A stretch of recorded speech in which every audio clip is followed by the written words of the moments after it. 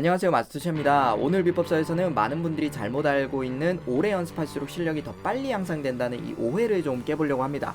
이것은 될 때까지 그냥 하면 된다는 일반적인 수준의 연습법에서 벗어나서 동일한 시간을 투자하더라도 최대한 효율적으로 뽑아먹을 수 있는 방법을 찾는 것에 도움을 드리려고 하고요. 이는 운동에 투자할 수 있는 시간이 한정적인 일반인 분들에게는 물론이고요. 더 많은 시간을 투자하더라도 내 경쟁자들 또한 나처럼 많은 시간을 투자하고 있음을 알고 있는 이 운동 선수분들에게도 게임의 우위에 설 수 있게 만드는 게임 체인저 역할을 충분히 해줄 겁니다. 자, 그러면 어떻게 연습하는 게 연습 시간이 가장 효율적으로 사용될 수 있을지 너무 궁금하시죠? 쉽게 딱 3가지 챕터로 제가 정리해 왔거든요. 이번 비법서도 유용하게 활용해 주시기 바랍니다. 가시죠.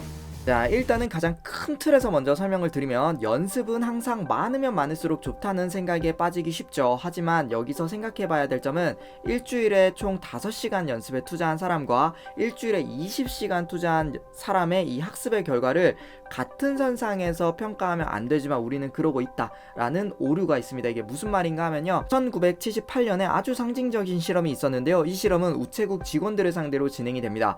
우체부들이 우편물을 분류하는 연습을 어떻게 이제 스케줄을 구성했을 때 가장 빠르게 학습했냐를 실험했는데요. 이때 우체부들이 우편물을 분류할 때 우리가 쓰는 이 키보드랑 유사한 기계를 조작해서 우편물을 분류했다고 해요. 그래서 평균 분당 80타 이상을 쳐야 자격 요건을 통과할 수 있었다고 하는데요. 그래서 이것을 이제 달성하기까지 우체부들을 총 4그룹으로 나눠서 80타에 도달할 때까지 걸리는 시간을 측정한 겁니다. 첫 번째 그룹은 하루에 1시간씩 한 번 연습했고요. 두 번째 그룹은 1시간씩 2번 연습했고요. 세 번째 그룹은 2시간씩 한 번 연습했고요. 네 번째 그룹은 2시간씩 2번 연습했습니다. 그러니까 이 표로 봤을 때 이 네 번째 그룹이 하루에 가장 많은 시간을 몰아서 연습한 거고요. 하루에 4시간씩. 그리고 첫 번째 그룹은 가장 짧은 시간을 연습한 겁니다. 하루에 1시간씩. 어떤 그룹이 가장 빨리 목표에 성취했을까요? 빠르게 목표가 성취된 그룹이 어디냐면 네 번째 그룹입니다. 3주 만에 목표를 달성해버렸거든요. 그리고 가장 오래 걸린 그룹이 어디냐면요, 첫 번째 그룹입니다. 12주가 걸려버렸거든요. 짧게 연습한 게 비효율적인 거 아닌가요? 이렇게 생각하기 쉽지만 그렇지 않습니다. 보세요.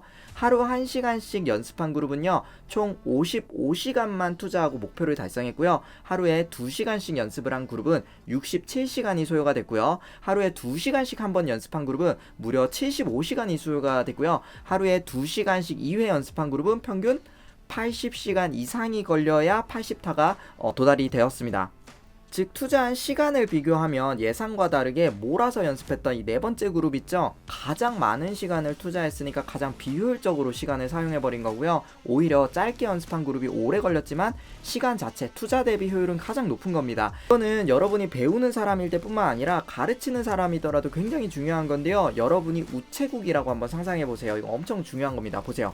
여러분이 우체국 직원을 한 명 생산하는 것에 55시간마다 훈련을 시킬 수 있는 결과를 누군가는 80시간 이상 교육을 시켜야 같은 수준의 직원이 생산된다고 생각을 해보세요. 그럼 여러분은 어떤 우체국 운영 방식에 투자를 하실래요?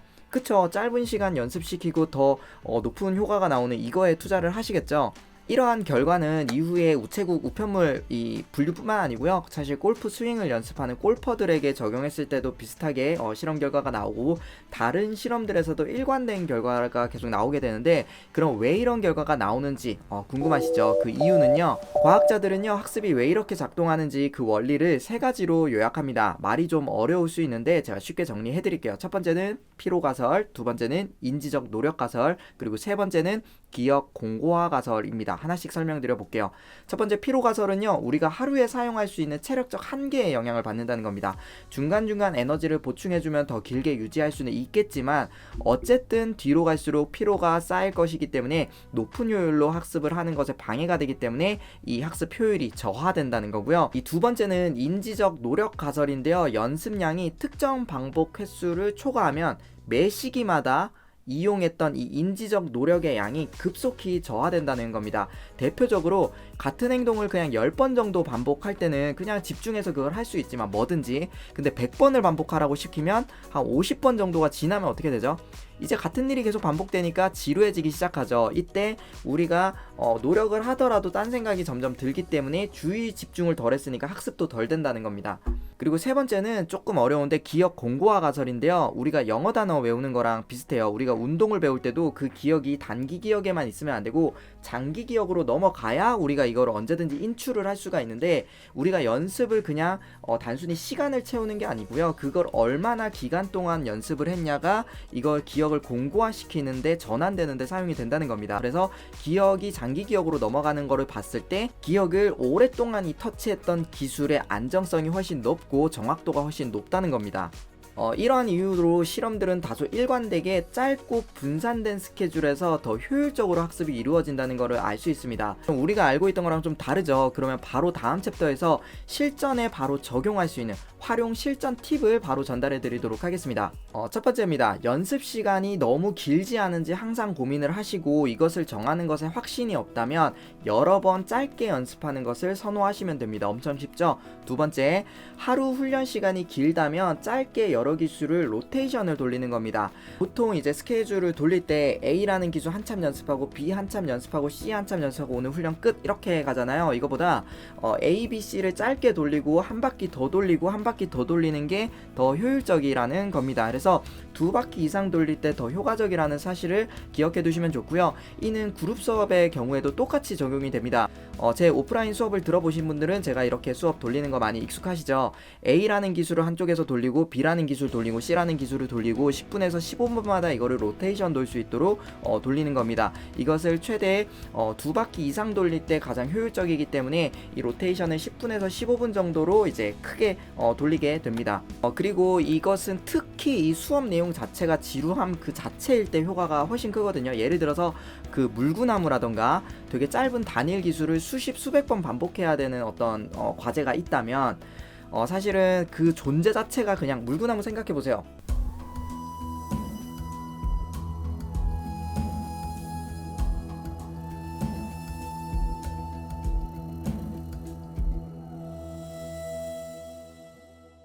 지루하게 서 있어야 되거든요.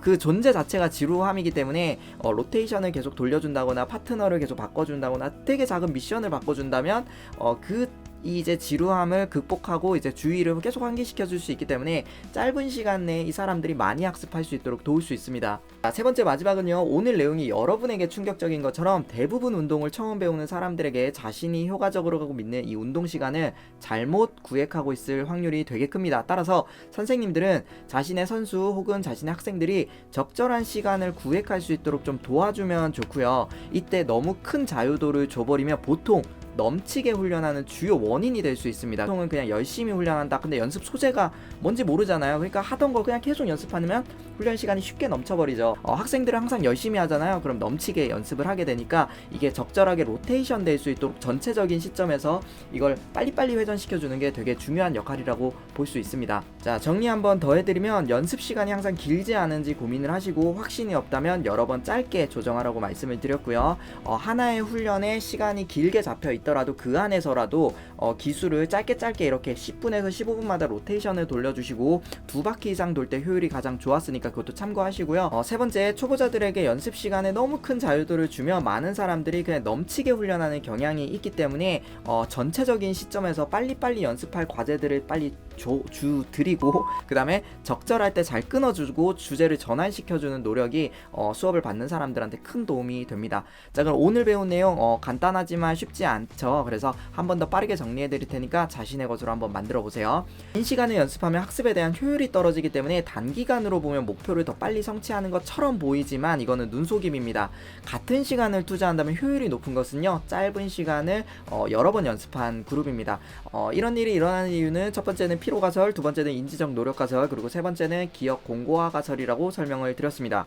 따라서 앞으로는 훈련하실 때는 집중력이 고갈된 상태로 계속 연습을 하지 마시고 짧더라도 집중력 있게 활용할 수 있도록 노력하셔서 제한된 시간 안에 효율적으로 시간을 보낼 수 있도록 말씀드린 운동 조언들 세 가지를 적용해서 사용해 보세요. 여러분들이 성장하는 것에 큰 힘이 될 겁니다. 끝. 오늘 내용 너무 재밌죠. 그래서 우리 주변을 보더라도 이렇게 조금씩 이렇게 영어 단어 외워가지고 막 여행 가서 영어 써먹고 이런 사람들 보면 이 효율이 엄청난지 우리도 주변에서 좀 볼 수 있잖아요. 그런 것처럼 우리가 하루 만에 이렇게 이제 도끼질을 해가지고 엄청 큰 나무를 쓰러뜨리려고 하면 우리가 먼저 지쳐서 포기할 때가 있거든요. 근데 이런 것도 저는 효율에 포함이 된다고 저는 생각을 합니다. 날 잡고 하루 많은 양을 하다가 그냥 포기하거나 다치는 것보다 이 도끼질을 할 수 있는 만큼 하고 그냥 그냥 물러서서 보충하는 거예요. 그럼 에너지 좋게 또 도끼 들고 신나게 가서 또 때리고 또 다른 할 일들도 열심히 하고 돌아와서 또 때려야 될 거 때리고 이러면 엄청나게 큰 나무도 결국에는 쓰러뜨릴 수 있다. 이런 식으로 생각하셔서 이 하루 만에 이 엄청 큰 나무를 베려고 하면 실패할 수 있거든요. 작게 도끼질을 쌓아가는 이 지혜를 같이 좀 나눴으면 좋겠습니다. 자, 이번 비법서는 여기까지고요. 도움되셨다면 좋아요와 구독 부탁드리고 알림 설정으로 다음 비법서도 놓치지 말고 꼭 시청하세요. 저는 여러분의 성장에 지름길을 터뜨릴 마스터체 최한일이었습니다. 감사합니다.